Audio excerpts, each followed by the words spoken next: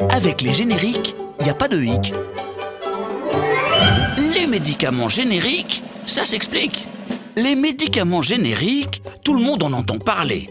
Mais les connaissez-vous vraiment? Non? Eh bien alors faisons les présentations.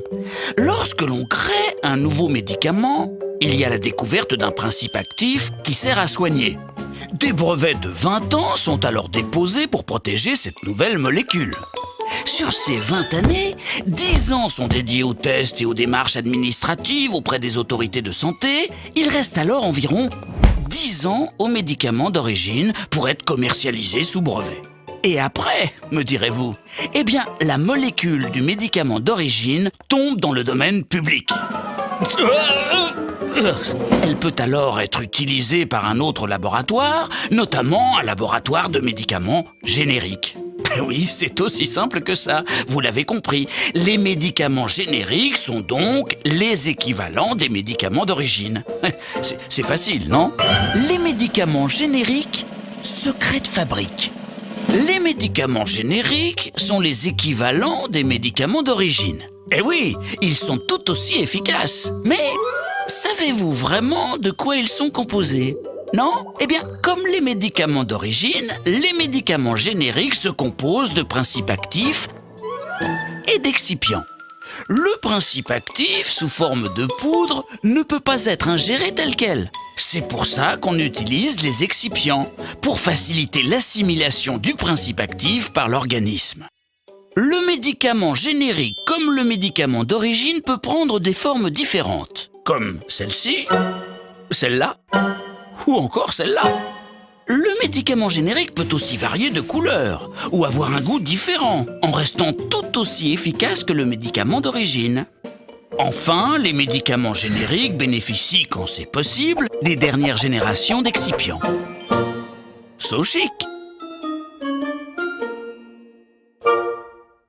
Excipients et médicaments génériques, petit guide pratique.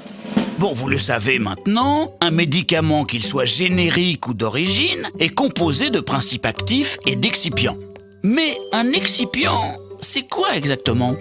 Eh bien, l'excipient est une substance indispensable et nécessaire à la fabrication des médicaments qui facilite l'assimilation du principe actif par l'organisme.